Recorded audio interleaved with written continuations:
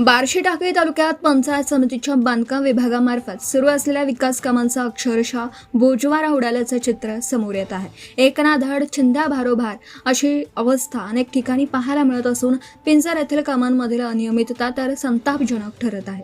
जिल्हा परिषद प्रशासन आणि बांधकाम विभागाचे वरिष्ठ अधिकारी विकास कामे दर्जेदार व अंदाजपत्रकानुसार व्हावेत यासाठी प्रयत्नशील असल्याचं सांगितलं जातं।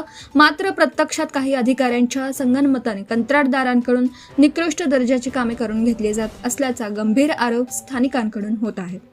पिंजर येथील जिल्हा परिषद उर्दू शाळेच्या आवार भिंतींचे काम सध्या सुरू आहे। या कामात अत्यंत हलक्या आणि निकृष्ट दर्जाच्या साहित्याचा वापर होत असल्याचं उघड झाले आहे। बांधकामाच्या ठिकाणी मोठमोठे खड्डे खोदून तसेच उघडे ठेवण्यात आले आहेत। याच मार्गाने विद्यार्थ्यांची शाळेत ये-जा सुरू असल्याने त्यांच्या जीवितास मोठा धोका निर्माण झाला आहे।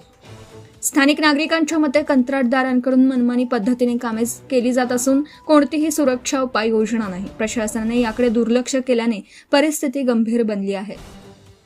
या पार्श्वभूमीवर ग्रामस्थांनी तीव्र नाराजी व्यक्त करत जिल्हा परिषदेच्या मुख्य कार्यकारी अधिकाऱ्यांनी तसेच बांधकाम विभागाच्या कार्यकारी अभियंत्यांनी प्रत्यक्ष स्थळी भेट देऊन कामांची पाहणी करावी, दोषी कंत्राटदारांवर कठोर कारवाई करावी आणि त्यांची देयके तात्काळ स्थगित करावीत अशी ठाम मागणी केली आहे। दरम्यान विद्यार्थ्यांच्या सुरक्षेशी खेळणाऱ्या या निकृष्ट कामांमुळे एखादी दुर्घटना घडण्याची भीती व्यक्त केली जात असून प्रशासनाने वेळेत जागे न झाल्यास या प्रकरणी जनआक्रोश उफाळून येण्याची शक्यता नाकारता येत नाही। धुमाकूळ महाराष्ट्र न्यूजसाठी अकोला जिल्हा तथा कार्यकारी संपादक प्रदीप गावंडे। आपल्या परिसरातील ताज्या आणि महत्त्वाच्या बातम्या पाहण्यासाठी आजच आपल्या धुमाकूळ महाराष्ट्र न्यूजला YouTube वर सबस्क्राइब करा आणि बेल आयकॉन प्रेस करा।